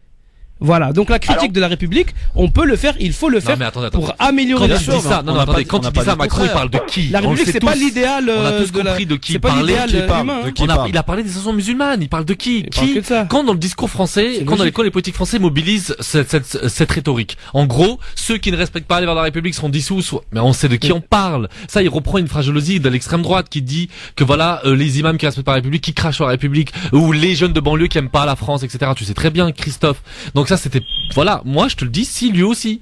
Et moi je te le dis, c'est-à-dire qu'aujourd'hui, pour se faire élire, aujourd'hui en France, il faut être sur les bords plus ou moins islamophobe. Pour lui, est-ce que vous me permettez un instant, Christophe? Oui, rapide Kamel, rapide, parce qu'il faut qu'on avance. Alors, très rapidement, je voudrais dire tout simplement, parce qu'on peut toujours polémiquer, faire les revues de presse, etc. Moi ce que je dis là, à l'instant, très précisément, je dis que vous pouvez, les uns et les autres, on se mettra d'accord à un moment autour d'une table. Je dis aux uns et aux autres, vous qui nous écoutez, qui sont investis, militants, etc. Voilà, moi je lance l'idée de la création d'une liste des injustes que tout le monde peut reprendre partout en France et que l'on mette très précisément dans cette liste, sur le net, etc., tous les hommes et les femmes, tous les hommes et les femmes politiques qui ont eu des propos désobligeants, discriminatoires, racistes à l'égard de notre communauté. Commençons par ça, c'est du concret, commençons par ça. Je voudrais rajouter que je me trouve actuellement place Saint-Michel, à la fontaine Saint-Michel. Malheureusement, mon cher Christophe, j'ai suivi le message que tu as diffusé hier. Malheureusement, là sur cette fontaine, il n'y a personne. Et je suis désolé, moi je venais donner un coup de main comme il se doit, en tant que militant, en tant que membre de la société civile, en tant que membre des sans étiquettes, je venais être aux côtés de nos frères palestiniens et j'aimerais le rappeler sur l'antenne. Mais là je suis actuellement, tu vois, je sais pas si tu entends les bruits, la musique, etc. mais je suis place Saint-Michel, je suis devant la fontaine, mais il n'y a personne. Alors, non, mais non, c'est Châtelet. C'est Châtelet-Léal, Kamel, tu t'es planté, mon vieux. Fontaine des Innocents. Fontaine des Innocents. Je vais aller les rejoindre tout de suite. Non, vas-y, tu vas y arriver. Je vais y aller, mais retenez bien ce que je dis, je vous en prie. Allons à l'essentiel. Il nous reste très peu de temps. Il nous reste 4 ou 5 semaines pour nous mobiliser. Faites le nom que j'ai lancé, vous pouvez vous l'approprier. Je ne suis pas propriétaire de ce nom, mais une liste des injustes dans lequel seraient mentionnés tous ceux qui ont eu des propos à notre égard. Mais Kamel, moi je veux bien tout ça, mais pour donner une vision à tous ceux qui nous écoutent. Moi je veux bien tout ça, j'entends bien Kamel, et ça part d'un bon sentiment et d'essayer de faire des choses, de construire. Mais quand on voit le résultat, par exemple, des votes qui ont été absolument déployés un petit peu chez tout le monde lors du premier tour, bah voilà, ça aurait pu éviter Marine Le Pen au second tour si tant est que cette communauté se responsabilise quelque peu, et si elle entend peser à l'avenir et demain. Je suis désolé, bah continuez comme ça, vous ferez jamais respecter. Pardon de vous le dire, hein. De manière brutale, mais c'est comme ça. Après, il y avait eu une opération faire valser-valse. Aux dernières législatives. Bah je peux te dire par exemple. Ça a pas marché. Non mais ça, aux législatives, la valse, il y a une grosse campagne justement de dégagisme à propos de Valls dans sa circonscription. Il est très attendu. Ouais. On va voir si ça va marcher. Ouais, il faudrait que tout le monde se mobilise en fait. Ce serait pas mal de faire un truc contre Valls par contre. Ça marcherait. Bah ouais, mais ça, c'est bien de faire des trucs contre, mais ça serait bien aussi de faire des trucs pour. Il y a des candidats ici de la société civile qui sont en train de se lancer là, Christophe. Oui. Il y a notre Hanan Zawani. L'élection législative dans la circonscription de Drancy, Bourget, tout ça. Drancy, Bobigny et Blanc-Ménil. Ouais. Voilà. On aura l'occasion de l'inviter, comme d'autres bien sûr, puisque je rappelle d'ailleurs à tous ceux et toutes celles qui souhaitent dans le cadre de cette campagne législative profiter des 10 minutes qu'on met à votre disposition chaque jour pour découvrir un candidat, un parti ou pas d'ailleurs, parce qu'il y a des candidats sans étiquette qu'ils peuvent nous envoyer leur demande à lgf@francemaghreb2.fr. Alors pour finir sur le zapping, parce que c'est vrai qu'on parle beaucoup en même temps. Il est long le zapping aujourd'hui. Ouais, il est très long parce qu'on s'est attardé, on s'est arrêté sur beaucoup de choses. Donc il y avait voilà. beaucoup à dire. On va changer de sujet, tiens. Ça passe vite. En plus. On va parler Mercato Radio, messieurs. On a annoncé hier le départ de Patrick Cohen, qui anime donc la matinale de France Inter, pour Europe 1 la saison prochaine. Du coup, ce matin, un auditeur de France Inter l'a pris à partie en direct. Écoutez plutôt. Je vous appelle de Clermont-Ferrand. Bonjour Jean-Louis. Allô. Bonjour. Oui, nous vous écoutons. Je suis un auditeur de France Inter depuis de nombreuses années. Et je suis partisan du service public de l'audiovisuel, mais je suis pas sectaire pour autant, hein. Il y a la place pour tout le monde. Et je suis un peu triste depuis hier. Monsieur Cohen, vous avez annoncé votre départ, enfin votre départ a été annoncé. Et je voudrais dire que les auditeurs d'Europe 1 méritent mieux qu'un défenseur invétéré des pouvoirs, quel qu'il soit, comme vous êtes, vous voyez. Et vos tirades de ce matin contre Mélenchon et son équipe démontrent bien quels sont vos buts et pour qui vous travaillez. Voilà, c'est tout ce que je voulais dire. Quelle tirade, de quoi parlez-vous? Mais bon, écoutez, c'est votre point de vue, cher auditeur, mais je n'ai fait aucune tirade particulière. On essaie de donner des informations et de mettre en perspective. Cher monsieur. Pardon? Vous avez la mémoire courte, cher monsieur. Bah, écoutez, si vous voulez vous rafraîchir la mémoire, et c'est le cas de tous les auditeurs, on peut réécouter la rubrique de 7h43 que je fais ce matin. J'ai rappelé simplement les conditions dans lesquelles Jean-Luc Mélenchon s'était présenté à Hénin-Beaumont il y a 5 ans. Bon, voilà, si ça vous déplaît, j'en suis désolé, monsieur. Bon, et vous n'aviez pas une question pour notre invité, pour Mounir Majoubi? Près des pouvoirs. Pardon? Vous êtes toujours près des pouvoirs et des puissants. Écoutez, je suis pas inquiet pour la suite. Madame Salamé est sur la même ligne que vous, donc ils seront bien défendus, tous ces gens. Bon, écoutez, vous avez la chance d'avoir la parole sur une grande antenne publique de radio, donc profitez-en. Si vous voulez poser une question, donner un point de vue, émettre un point de vue sur l'actualité, plutôt que de critiquer ce que vous écoutez en ce moment.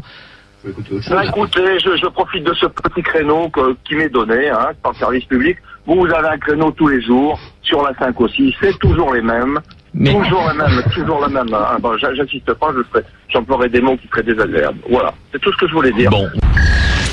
Voilà, Cohen, il a eu un ami ce matin sur France Inter, voilà, pour lui dire que, pour prévenir en tout cas les auditeurs, les futurs auditeurs d'Europe 1, puisqu'il va remplacer effectivement Thomas Soto à la matinale d'Europe 1 la saison prochaine. Ouais.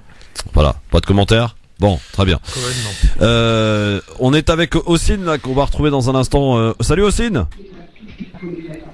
Ossine. Salut Christophe, je vous entends très mal, mais ça va. Ouais, ça va.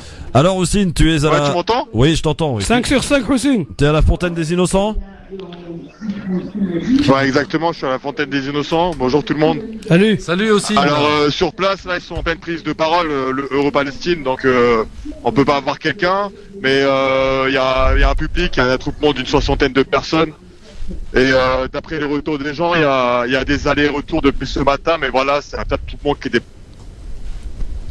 sur les 60-70 personnes max. D'accord, bah tu bouges pas, on met la pub et on te comme ça oui, on met la pub. Essaye de bouger d'un autre endroit parce qu'on te capte mal. On te met la pub et après tu essayes de nous faire un petit peu un compte rendu de ce qui se passe. D'accord Hakim? Aswin, pardon, à tout de suite. On est de retour. Les avis tranchés les gars, on les a pas fait encore. On est là. Donc ça discute. Continuez de répondre à la question sur Mélenchon, sur Marseille. J'aimerais bien avoir des Marseillais d'ici 18h pour nous dire un petit peu ce qu'ils en pensent. Mélenchon qui a tweeté d'ailleurs, on n'a pas besoin de passeport, on est tous des parachutés. Voilà, donc, ça c'est du bon Mélenchon ça. Voilà. Ça promet un tribun pareil face à Menucci, ça promet les débats à Marseille. À tout de suite. Le grand forum sur France Maghreb 2 avec évidemment Hakim Ral et Monsieur Youssef Brakni qui sont avec nous aujourd'hui. La question du jour par rapport à Mélenchon, par rapport au fait qu'il ait choisi cette circonscription, par rapport au fait qu'il veut affronter Menucci. Qu'en pensez-vous? Sur la page Facebook vous vous exprimez bien sûr et répondez à cette question. Tiens, j'ai un petit commentaire qui est plutôt sympa. Hop, alors c'est Gilali qui nous dit Jean-Luc Mélenchon s'est présenté au présidentiel et s'il était élu, il serait président pour toutes les villes de France, donc il peut se présenter là où il veut, car les électeurs doivent choisir un programme et pas selon la tête du candidat. Les électeurs doivent faire le bilan de Menucci et jugeront le jour J, nous dit Gilali. D'accord ou pas avec Gilali? Oui. Bien sûr, grave d'accord, parce que là on joue que sur le côté parachuté, mais en attendant Menucci c'est il a répondu il a répondu sur Twitter Mélenchon. Voilà. Donc voilà. Alors on est avec Ossine. Ossine qui est avec nous depuis la Fontaine des Innocents. T'es là Ossine? Salut tout le monde. Ouais, ça va. Alors Ossine, est-ce que tu peux Oui, je t'entends. Est-ce que tu peux nous faire une petite synthèse de ce qui s'y passe?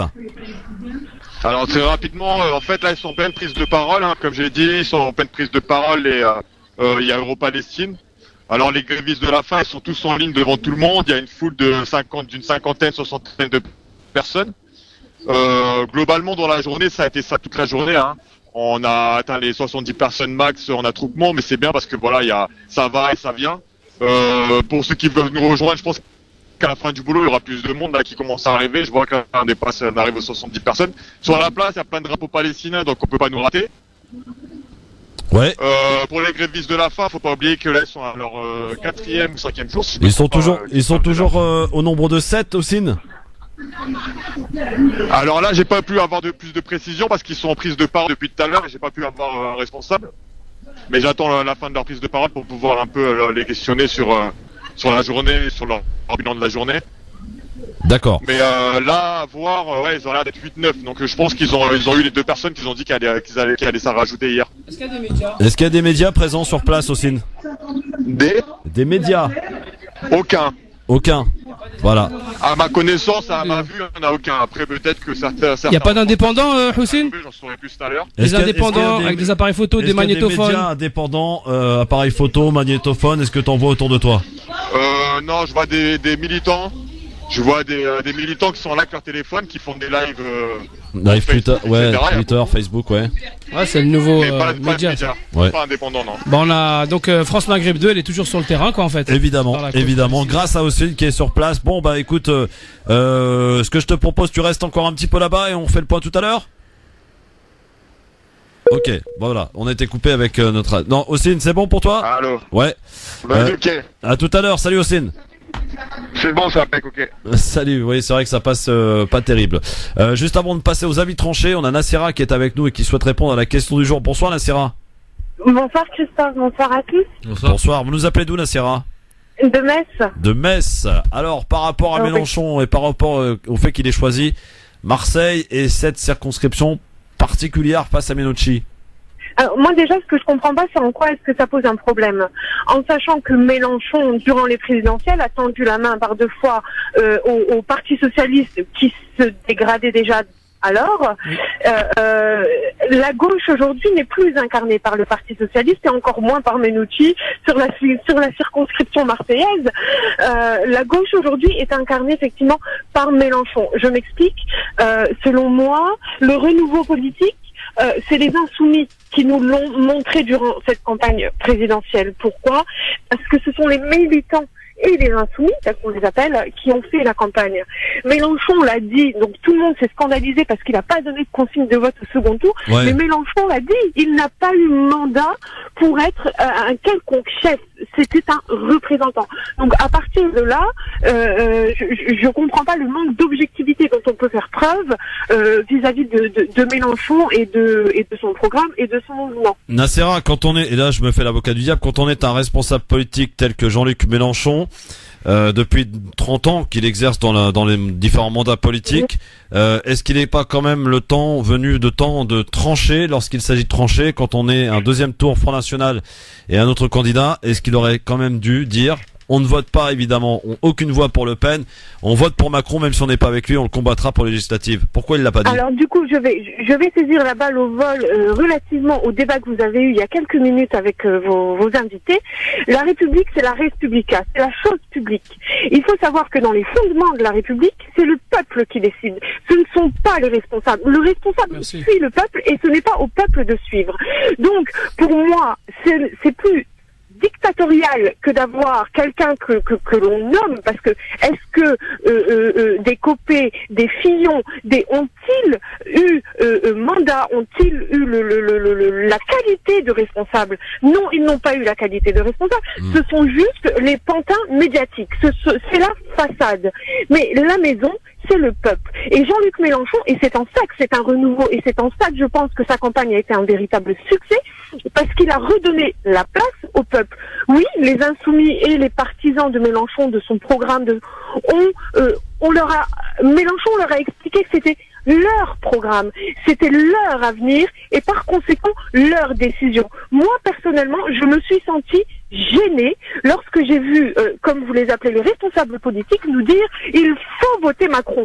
Non, je ne voterai pas Macron et non, je n'ai pas voté Macron et je l'assume pleinement. Pourquoi? Très bien. Car merci beaucoup, Nassera. Je ne me reconnais pas en Macron. Et donc, du coup, Mélenchon, il fait bien de se présenter à Marseille face au PS parce qu'il est temps que cette arrogance du Parti Socialiste disparaisse, d'autant plus qu'ils sont vraiment... il est mort, le PS. Voilà, oui, et c'est une arrogance des grands partis que de dire femme de ménage, de nous suivre, alors que non, pourquoi est-ce que Menucci ne rejoint pas Mélenchon? Voilà, pourquoi est-ce que l'inverse ne scandalise pas? Merci, voilà. Nassera, merci beaucoup en tout cas. Un avis bien tranché, bien tranchant de Nassera, de Metz, merci beaucoup. Les auditeurs évidemment pourront reprendre de la partie tout à l'heure dans le cadre de Libertad. En Marche met un candidat face à Malek Bouti. Ah, donc pas de Malek Bouti en Marche. Ouais. Très bien. C'est officiel là. C'est officiel. Très bien. Donc Malek Bouti terminé. Là ils ont tranché pour le coup. Ouais, là c'est un avis tranchant. Bon, très bien. On y va avec les avis tranchés, bien sûr, on est super en retard. Jingle, c'est parti.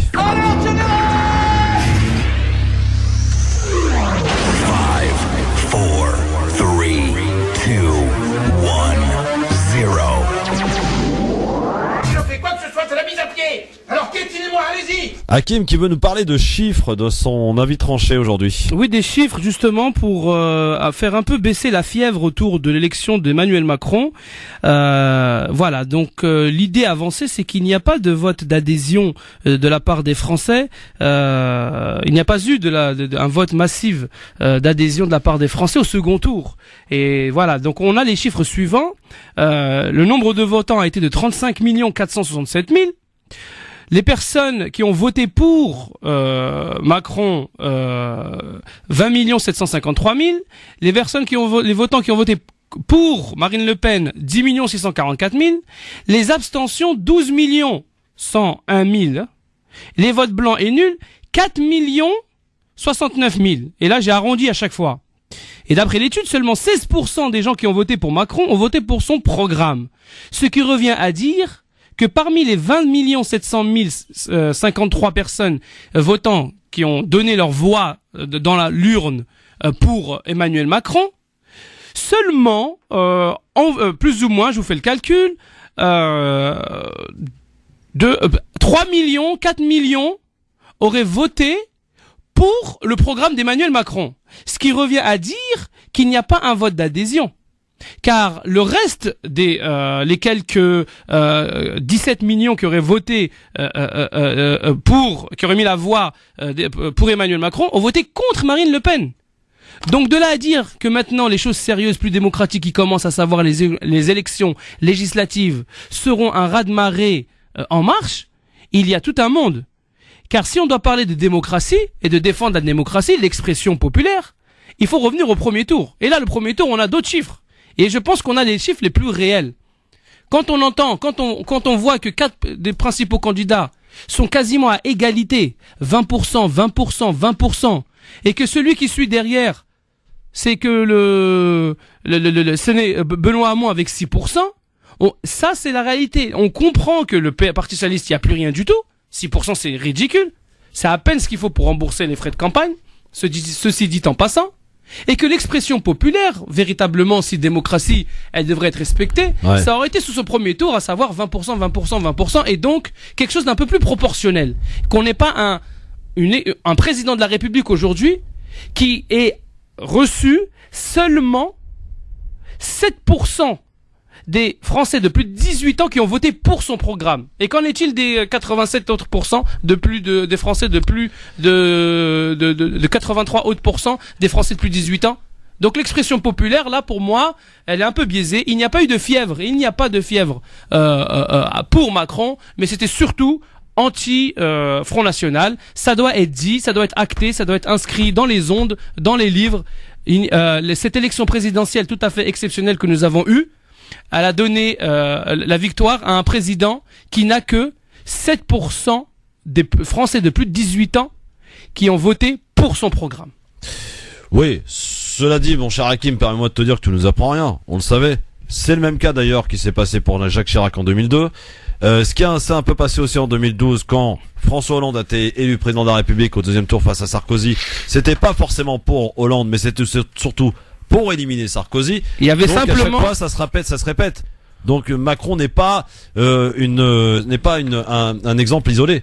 Alors, il faut comparer ce qui est comparable. J'ai pas envie de m'étaler, mais ne comparons surtout pas et certainement pas un jeune homme qui a jamais été élu de 39 ans avec Jacques Chirac ou François Hollande. Voilà. Oui, mais la méthode est la même. Non, faut pas. C'est incomparable. Pourquoi la campagne, elle a pas été menée de la même façon. Non, en quoi elle a pas été menée de la même façon, Jacques Chirac? Parce qu'on nous a fait du bourrage de crâne avec les médias de toute l'année 2016, plus de 17 000 articles pour lui. 75 couvertures de magazines que pour lui, on parle que de Macron. Il était élu avant de même se présenter en tant que candidat. Et ce qu'a fait le canard enchaîné, c'est pas que je défends Fillon, mais ce qu'a fait le canard enchaîné avec le Penelope Gate et tout ce qui est le déversement de haine qui ont été jetés sur François Fillon, c'est tout de même quelque chose de pas normal, hein. C'est-à-dire ça descend la potentialité ou la statistique qui faisait que la droite française allait gagner pour répondre à l'éternelle loi de l'alternance gauche-droite. Et ça a été repris plusieurs fois que l'élection de présidentielle 2017 était une élection qui était gagnée d'avance par la droite, qui a été perdue par la candidature de François Fillon. Oui. Et lorsqu'il arrive le canard enchaîné qui nous apprend tout ça, donc il baisse la popularité automatiquement, elle baisse. C'est pas bien, mais on comprend que les médias, ils ont un pouvoir énorme sur la volonté populaire. Donc ils auraient dû pas le dire. Ils auraient dû pas le dire pour laisser gagner Fillon. Non, je ne dis pas ça. Je comprends rien en fait. Tu comprends rien? Oui. Les médias. C'est paradoxal ce que tu dis. Non, pas du tout, parce que tu oublies une partie. Là, tu soulignes simplement ce que je dis sur François Fillon, mais tu oublies les 17 000 articles qui ont été faits en 2016 pour Macron et les 75. Et alors, c'est pas parce qu'il y a eu 17 000 articles pour Macron que Macron est élu président? Faut comprendre qu'aujourd'hui. Est-ce que donc tu dis que le peuple français est un peuple bête alors? Ah non, pas le peuple français. Bah si, parce que c'est lui qui choisit, qui élit quand même. Qui décide. Non, c'est toi qui es en train de dire ça. Non, c'est toi qui je te pose la question, Hakim. Non, parce que non. La façon dont tu tournes la question, elle n'est pas honnête. Les Français ne sont pas bêtes puisque c'est eux qui se sont la première force contestatrice, c'est les abstentionnistes, les votants blancs, les votants nuls.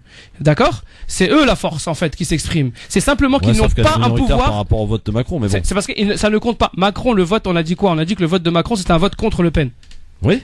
Alors, tu comprends? Oui. Je peux répéter. Non, je comprends. Donc, je l'adhésion pour Emmanuel Macron, la fièvre qui peut y avoir chez certaines personnes pour Emmanuel Macron, il faut qu'elle baisse, il faut qu'elle descende, il faut que les gens comprennent. Comment elle va descendre quand il va proposer des choses, quand il va concrètement, il va proposer des lois, des projets de loi, on va attendre. Moi, je suis pas Macron. La fièvre va descendre? Hakim, je suis pas Macron, j'ai pas voté pour lui. J'ai pas dit que tu es Macron. Non mais je suis en train de remettre les chiffres. Ce qui me dérange moi dans tout ça, c'est qu'aujourd'hui on est en train de condamner un homme dont on ne sait même pas ce qu'il va nous faire. Ah bah c'est encore plus grave si on élit un homme qu'on sait pas ce qu'il va nous faire. Là tu es en train de dire, excuse-moi Christophe, c'est n'importe quoi ce que tu viens de dire. Non, je dis pas n'importe quoi. Si, il a été élu juste en barrage comment il va manœuvrer. Non mais attends, le programme, non Hakim. Le programme, on le connaît, il l'a présenté auprès des Français, d'accord? Voilà, c'est du libéralisme. Maintenant, on va voir. C'est une continuité. Oui, et d'ailleurs, tiens, je vais répéter tout à l'heure encore une fois, j'ai retrouvé l'information. Quand tu dis qu'on sait pas ce qu'il va nous faire, sache que le président François Hollande a dit, Emmanuel Macron va poursuivre ce que nous avons fait. C'est Emmanuel Macron qui parle. Donc Mouloud, quand tu l'engueules tout à l'heure, Mouloud a raison. Je l'engueule pas. Il a raison. Il a raison. Relativiser un peu les choses. Pourquoi relativiser quoi? Relativiser quoi? À peine de commencer, comme tu dis, il n'a pas d'expérience, comme tu dis. François Hollande, il dit très explicitement, Macron va continuer ce qu'on a accompli ces 5 dernières années. C'est François Hollande qui le dit. C'est François Hollande qui le dit sur BFM. C'est peut-être pas l'avis de Macron. On va attendre. Hakim, concrètement, on va parler projet à projet, on va parler de loi et on combattra à ce moment-là. De projet à projet? On va parler de loi. Mais le projet d'Emmanuel Macron, il est clair. Oui, c'est quoi alors? On va vers plus de privatisation, on va vers vers moins d'interventionnisme de l'État, un peu moins d'emprise. Les États-nations, on les efface un peu plus. Que s'il obtient la majorité parlementaire aux législatives. Donc non, mais oui, ça c'est autre chose encore. On le connaît le projet de Macron. C'est le principal. C'est l'ubérisation de la société. Comment va-t-il gérer tout ça? Et Emmanuel Macron, je l'ai pas entendu dire qu'il va sortir de l'OTAN. L'OTAN macabre. Non, il va faire des guerres. De l'OTAN. Ça, il y a que Asselineau qui en parle. Il y avait pas qu'Asselineau qui parlait de ça. Qui? Il y avait d'autres candidats. Il me semblait qu'il y avait Mélenchon également qui parlait de ça. Non, il a pas sorti de. Il y avait pas sorti de l'OTAN. Ah non, pardon, c'était la renégociation sur l'Europe. On renégocie. Voilà. D'ailleurs, on sort pas de l'Europe, on s'isole pas, mon ami. D'ailleurs, tu fais bien de parler d'Asselineau parce qu'il est candidat dans la 10e circonscription de la Seine-Saint-Denis. C'est bien. Aulnay, Bondy, Pavillon-sous-Bois, tiens. Ouais, au moins là, il va gratter quelques voix. Alors, mon cher ami Youssef, on va changer de sujet avec toi pour parler du. Différent. Oui, bien sûr. Du plus ancien prisonnier politique. Oui. Alors c'est le plus ancien prisonnier politique d'Europe. Alors je n'étais pas né quand le combattant libanais Georges Ibrahim Abdallah, résistant à l'oppression sioniste et occidentale, fut capturé par les autorités françaises en 1984.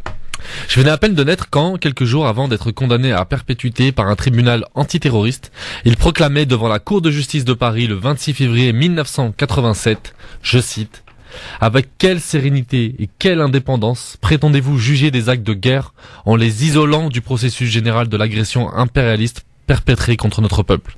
Dans quelle mesure, vous, représentants de l'impérialisme français, n'êtes-vous pas impliqués dans cette guerre ? De quel cynisme doit être doté le représentant du criminel Reagan pour se présenter en victime et partie civile à Paris au moment où l'US Navy prépare l'assaut de Beyrouth et autres cités arabes ? Alors que se prolongeait la deuxième intifada et que se renforçait l'islamophobie en France, je grandissais, et avec moi ma conscience politique. Comme d'autres jeunes de quartier, je m'enrichissais de Malcolm X et de Cheikh Yassine, puis de l'émir Abdelkader. Je commençais à côtoyer le milieu militant. Je m'intéressais à Moumia Abou Jamal. Je m'investissais de plus en plus dans le mouvement pro-palestinien. Je découvrais Georges Abache et Leila Khaled, puis d'autres encore, et d'autres. Mais jamais je n'avais entendu parler de ce Georges Ibrahim Abdallah. Après plusieurs attaques islamophobes de la part des partis politiques de gauche dans notre ville, à Bagnolet, l'urgence était à une organisation politique autonome. C'est à cette occasion que j'ai rencontré de vieux militants arabes issus du MTA, et ce sont eux qui enfin m'ont sensibilisé au sort de ces militants arabes emprisonnés en France. À l'époque, la lecture de Georges Ibrahim Abdallah m'avait littéralement regonflé de fierté et a largement contribué à me réconcilier avec mon arabité. Il s'était battu et continuait de se battre pour la Palestine, pour notre dignité d'arabe. Georges Ibrahim Abdallah est le héros arabe. Il en a le charisme, la force et le courage. Les partis politiques institutionnels et les médias dominants, n'aimant pas trop les héros arabes, ils l'ont évidemment invisibilisé. Pas de héros chez les arabes, c'est trop dangereux. Ça pourrait leur donner des idées. Mettons plutôt en avant les vendus. Georges Ibrahim Abdallah est donc devenu le héros arabe que les arabes des quartiers ne connaissent pas. La quasi-absence de mobilisation en sa faveur dans les milieux musulmans n'a pas aidé. Tout comme le fait que ce sont surtout les milieux de la gauche qui se sont mobilisés pour lui. certes sans relâche pendant 30 ans, il faut le souligner, mais ce sont des milieux peu présents dans les quartiers populaires. C'est donc relativement tard dans ma vie militante que je fis la connaissance de ce grand militant qui disait aux juges français, toujours dans sa déclaration de 1987 au tribunal, je cite, « Je suis ici, messieurs, pour vous demander simplement de bien vouloir laver vos mains maculées de notre sang et du sang de nos mômes avant de prétendre nous juger. Car celui qui accepte de fouler aux pieds le sang de 25 000 morts tombés au Liban lors de l'invasion israélienne de 1982 ne peut qu'être le complice direct de Reagan et de Begin dans leur guerre d'extermination contre notre peuple. 25 000 morts en 3 mois à l'honneur de votre paix, 45 000 blessés à l'honneur de votre justice. » C'est la tête haute, sans jamais rien renier de ses convictions, qu'il est emprisonné depuis maintenant 34 ans. Il n'implore aucune pitié, aucune grâce. Même enfermé, il continue son combat. Et c'est justement parce qu'il n'a rien renié que nos ennemis ne veulent pas le relâcher. Et nous, militants arabes, musulmans et pro-palestiniens, nous le connaissons à peine. À l'injustice de son emprisonnement, nous ajoutons l'injustice de ne pas lui apporter notre soutien. Nous cherchons sans cesse des références politiques, à l'autre bout du monde, alors que notre frère est emprisonné dans la prison, au coin de la rue. Qu'on le veuille ou non, nous sommes intrinsèquement liés à lui. Ce n'est pas lui seul qui est emprisonné, c'est nous tous. C'est la figure de l'arabe que les impérialistes veulent enfermer à tout jamais. Pour nous comme pour lui, le droit ne s'applique pas.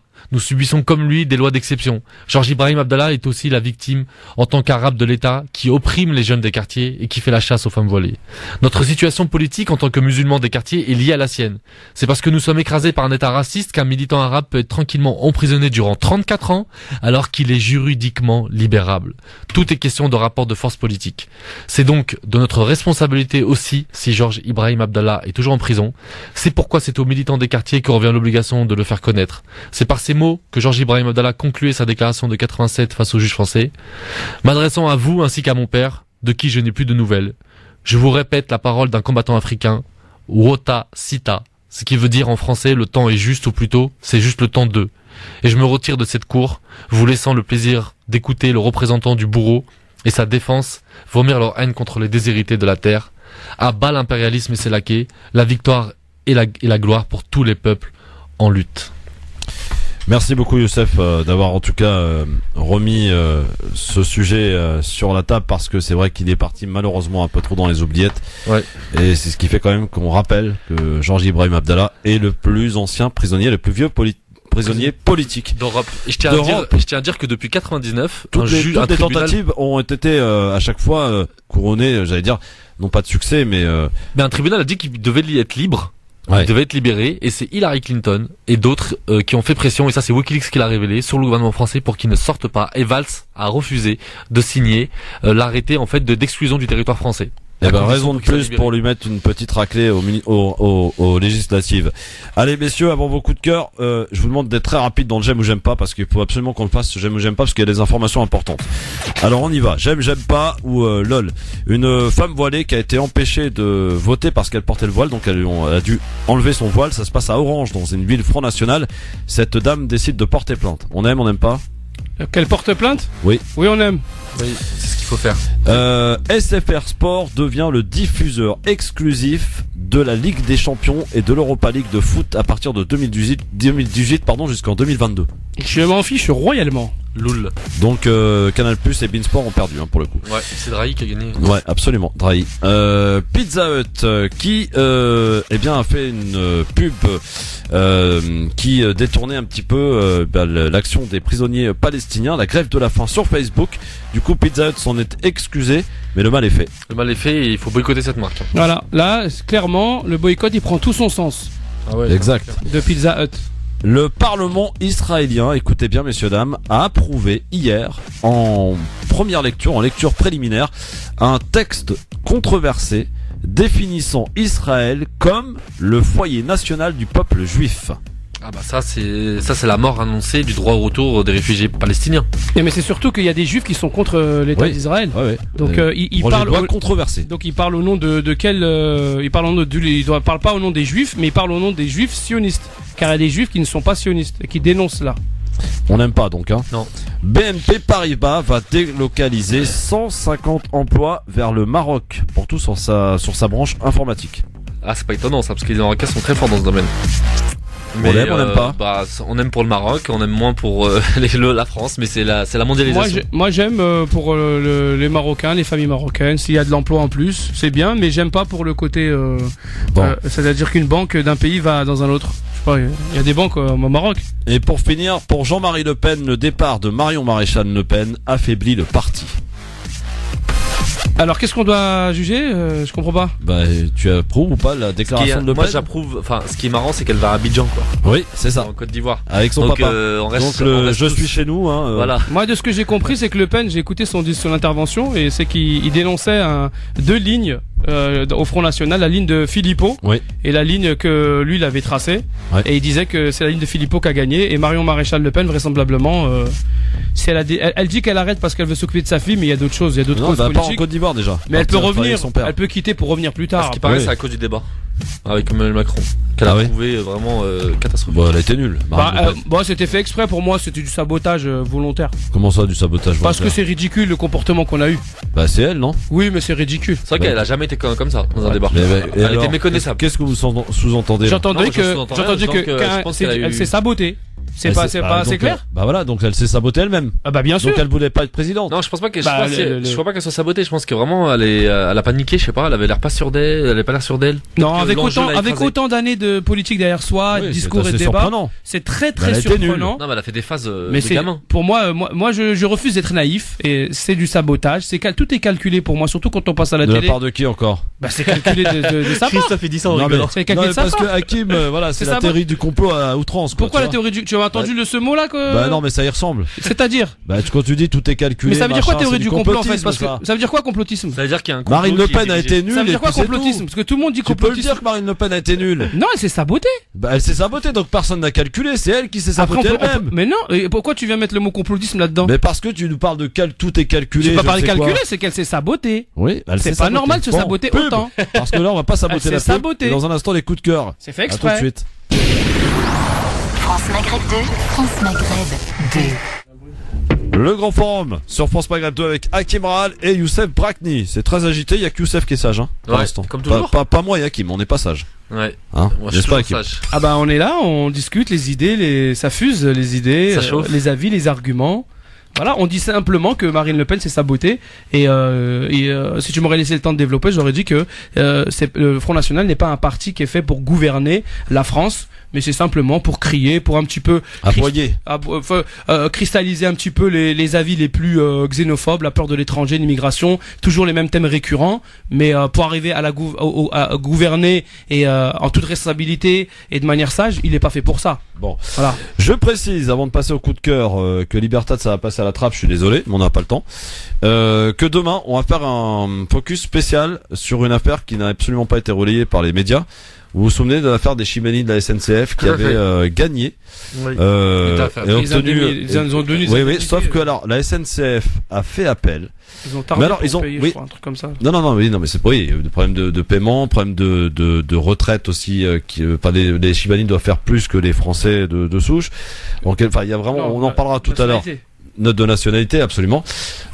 Et donc les Chibani avaient obtenu satisfaction, devaient être indemnisés par la SNCF. Sauf que la SNCF avait quand même plusieurs mois pour faire appel, et elle a attendu le dernier jour, une demi-heure avant, pour faire appel. Est-ce qu'on va le faire par internet? Et le procès en appel, c'est lundi et mardi prochain. Donc, on fera un focus demain avec des témoignages de Chibani. Moi, j'y serai lundi.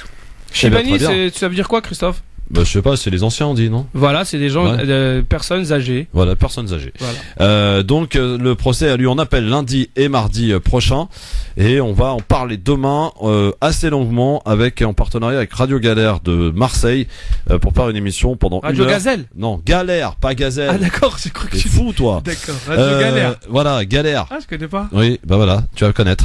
Et donc demain entre 17h et 18h avec Jean-Marc Zébélus qui sera là aussi, et des témoignages donc de différents collectifs qui se sont battus depuis le début, et bien entendu des témoignages de Chibani. On va passer maintenant, et pour finir, au coup de cœur. C'est parti. France Maghreb 2, le coup de cœur. Hakim, ton coup de cœur. Mon coup de cœur va cette semaine à Pierre Rabhi pour reparler des choses qui concernent plus le quotidien de notre quotidien à nous, d'êtres humains, avant d'être des gens qu'on appelle aux élections ou aux urnes. On est des êtres humains avant tout, et quel projet de société choisissons-nous? Voilà, Pierre Rabhi. On l'écoute? Allons-y. Allez, c'est parti. Quelquefois, je suis triste de voir ce qu'on a fait de l'être humain. Un besogneux qui est enfermé toute l'année et qui de temps en temps va glisser sur la neige ou va se bronzer sur la plage pour compenser l'aliénation qu'il subit toute l'année. Ils viennent en vacances, donc ils essayent de compenser ce qu'ils n'ont pas, ce qu'ils devraient avoir toute leur dans la vie, ils l'ont que pendant un mois. Voilà. Et ce mois-là, il faut compenser tout ce qu'on n'a pas eu durant toute l'année. Le monde moderne dit va libérer l'être humain. Mais l'être humain est-il libéré? Puisque de la maternelle à l'université on est enfermé. Les jeunes appellent ça le bahut d'ailleurs chez nous. Ensuite tout le monde travaille dans des boîtes, des grandes, des petites boîtes. Même pour s'amuser on va en boîte. On y va comment? Dans sa caisse. Et ensuite on a la boîte à vieux en attendant la dernière boîte. Si ça c'est un programme libérateur, alors c'est que j'ai pas compris ce que voulait dire la liberté. Vous voyez? Et c'est vraiment l'incarcération et l'enfermement de l'être humain à vie. Donc vous passez un contrat à vie, on vous donne un salaire et vous donnez votre existence. Et qu'est-ce que vous constatez? Est-ce que déjà l'existence que vous avez donnée contribue à la justice dans le monde? Alors là, c'est une compensation magnifique. D'accord, j'ai un peu aliéné ma vie, mais ça produit de la justice, non, ça produit les 1500 milliardaires en dollars qui sont à la tête de l'ensemble de l'humanité. Pas mal, dis donc. Ça pose question. Voilà, donc je tiens à, donc on informe du livre, l'excellent livre, un des fameux livres, il a écrit plusieurs dizaines, Pierre Rabhi, La sobriété heureuse de Pierre Rabhi, où il nous apprend un petit peu à vivre simplement, et voilà, pour atteindre un certain bonheur et équilibre dans la vie, voilà. Transition toute faite, puisque c'est deux livres dont on va parler Youssef Brakni dans son coup de cœur aussi. Tout à fait. Et donc il y a Assa Traoré qui va sortir un livre avec Elsa Vigoureux, qui est journaliste au Nouvel Obs, et qui va s'appeler Lettre à Adama. Lettre à Adama, le nom de son frère, le prénom de son frère assassiné par les gendarmes à Persan. Donc voilà, c'est un livre qui va revenir sur toute la mobilisation qu'il y a eu autour du comité, autour de la justice, de la vérité de la justice pour Adama Traoré. Et donc ces 10 mois de lutte, elle va aussi parler un peu des choses un peu plus intimes, voilà, sur sa famille, sur qui était Adama finalement. Parce que souvent c'est que des noms, voilà, on a la chance, on a un nom, souvent on est anonyme.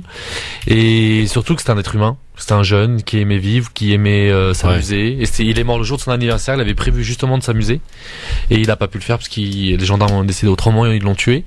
Et donc voilà, ça va vraiment être un livre à ne pas manquer. Il sort le 18 mai. C'est quoi le titre? Lettre à Adama, je viens de le dire. Lettre à Adama, pour le rappeler en fait. Ça sort le 18 mai et on recevra d'ailleurs. C'est un bel hommage de sa famille. Donc voilà, on va caler aussi une émission ici. Et Bagui Traoré toujours en prison. Le verdict pour la première affaire c'est le 6 juin. Ouais. Et puis on attend malheureusement la deuxième affaire que les gendarmes l'ont mis sur le dos pour soi-disant tentative d'assassinat sur dépositaire de la force publique. Donc on attend. Très bien. Alors Assa Traoré viendra ici, Youssef. Tu nous en donnes ta parole. Bon, je tiens à préciser quand même que d'habitude notre ami Hakim, qui d'ailleurs a toujours et vous attend du côté de la brioche de Barbès, au 29 rue Stéphansson à Paris dans le 18e. Nous amène des petites gourmandises. Alors je sais pas si c'est parce que Youssef. Ah aujourd'hui j'ai pas pu. Il a non, je suis pas passé. D'habitude de Hakim nous ramène plein de trucs. Et ben aujourd'hui sache qu'il t'a rien ramené. Et tu sais que je comptais sur toi. J'ai rien mangé à midi. Tu cherches à mettre un peu d'isalie entre Youssef et moi? Non pas du tout. Je donne des faits mon ami. Tu sais c'est une grande histoire d'amour entre lui et moi. Oui je sais oui. D'accord. On n'est pas un croissant près. Un croissant au cœur. Par contre je te ramènerai des croissants Christophe. Y a pas de problème. Je ramène la prochaine fois. Dépêche-toi c'est le Ramadan bientôt. Ah oui c'est vrai. Après il y a plus rien. Après on pourra plus. Ah le Ramadan c'est le 26 ou le 27 alors? Enfin on sait pas forcément. C'est pas ça part pour le 27 visiblement. Alors d'après les calculs, ceux qui suivent en tout cas les calculs c'est le 27. Voilà. Le 27 mais ça dire dans 15 jours. Dans 15 jours même pas. Et le beau temps va commencer comme par hasard. Comme par hasard il va faire chaud. Comme l'année dernière. Il n'y a pas d'hasard voyons. Oui bien sûr. Bah voyons. On apprécie. Merci mon ami Hakim. Je vous en prie. Bon, tu reviens jeudi? Je reviens jeudi, Inch'Allah. Jeudi aussi, je reviens exprès, rien que pour les pâtisseries. Et chers auditeurs, chères auditrices, vous saurez si j'ai eu un traitement de faveur. Il y aura Nadia Nazouni aussi, hein. Faudrait que t'en ramènes, mon ami, parce que plaisir. Nadia. Nadia, elle mange beaucoup. Ah oui, en plus, oui. Bon, merci Hakim, merci Youssef. Je vous en prie, merci Christophe, merci les auditeurs, merci Youssef. Allez, dans un instant, la Myanmar pour l'éphéméride sur France Maghreb 2, le sport et la télé. Pour l'heure, le rappel des titres de l'actualité, c'est avec Marine Garel. Bonsoir. Bonjour à tous, Emmanuel Macron lance la bataille des législatives. Aujourd'hui, son mouvement dévoile une première liste de candidats retenus pour le scrutin de juin. Une première liste des candidats investis sous la bannière de la République en marche, le mouvement du président élu. Une liste de 450 noms environ. 1 sur 10 seulement devrait être celui d'un député sortant. Une trentaine de socialistes et une dizaine de républicains. Le premier tour des élections législatives, c'est dans un mois. Jean-Luc Mélenchon sera lui candidat à Marseille. Il doit annoncer aujourd'hui son intention de briguer la 4e circonscription de la cité phocéenne le mois prochain. Une candidature du candidat malheureux de la France insoumise à la présidentielle qui n'enchante pas le député sortant Patrick Menucci. L'humoriste Gérald Dahan est lui candidat de la France insoumise dans la 10e circonscription des Hauts-de-Seine pour les législatives. François Hollande s'apprête à laisser sa place à l'Élysée. Dimanche, il quittera le palais de l'Élysée après avoir présidé hier un dernier conseil des ministres. Beaucoup s'interrogent sur ce que va faire le président sortant pour occuper ses journées. Ce matin, il a donné une partie de la réponse. Il va prendre la tête d'une fondation dédiée aux innovations sociales. Le désespoir des salariés de GMES à la Souterraine après l'échec des négociations pour le sauvetage du sous-traitant automobile creusois. Les salariés ont installé des bonbonnes de gaz sur le site menacé de liquidation et ont commencé à détruire du matériel. L'idée, c'est de faire pression sur PSA et Renault pour qu'ils remplissent les carnets de commandes. Plus 18%, c'est la hausse de la mortalité routière enregistrée en avril selon les chiffres de la sécurité routière. C'est 44 vies supplémentaires perdues sur la route par rapport à avril 2016. De mauvais chiffres attribués à une hausse de la circulation en raison du beau temps. Sport football, on connaît désormais l'affiche de la finale de la Ligue des Champions. La Juventus de Turin sera opposée au Real Madrid. France Maghreb 2, service, info, musique, divertissement. France Maghreb 2.